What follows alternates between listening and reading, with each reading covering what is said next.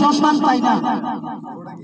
আমরা বর্তমান সরকার তত্ত্বাবধায়ক সরকার যে আছেন বর্তমানে ক্ষমতায়, উনি 2 দিন বাদে বাদে কিরকম আইন করে, কিরকম শৃঙ্খলা করে আমরা এগুলো সবাই দেখতেছি।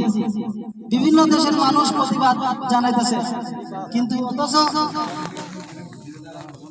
অথচ আমরা এখানে কিন্তু অনেক মানুষ আছে কোনো প্রতিবাদ জানাই নাই।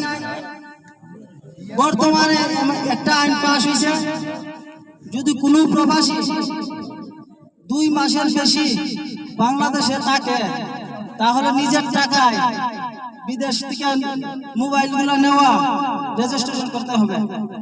প্রতিটা দেশের প্রবাসী প্রতিবাদ জানাইতেছে, অথচ আমরা কেউ প্রতিবাদ জানাই না। তো সকল প্রবাসীর কাছে আমার অনুরোধ, আমরাও রেমিটেন্স যোদ্ধা সবাই এক হয়ে প্রতিবাদ জানাতাম। আমরা সম্মানটুকু আমরা ওদের কাছ থেকে আদায় করতাম। বিএনপি আওয়ামী লীগ এগুলা বুঝি না, প্রবাসের মাটিতে বিএনপি করি আওয়ামী লীগ করি দেশে কোনো সমস্যা নাই, কিন্তু আমরা প্রবাসীরা যে রাতের রাত দিনের দিন কাটতাছি, আমরা ন্যায্য অধিকারটা আমরা পাইতেছি না। এই বিষয়ে আমরা কেউ কোনো কিছু আলাপ করি না।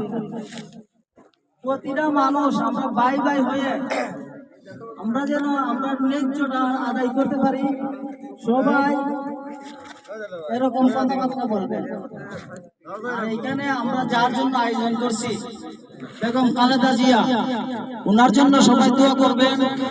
আমরা শুধু ওনার জন্য দোয়া করলে হবে না, আমরা যে প্রবাসের মাটিতে বসতেছি, আমরা মা বাবা আছে, ওনাদের জন্য সবাই দোয়া করবেন।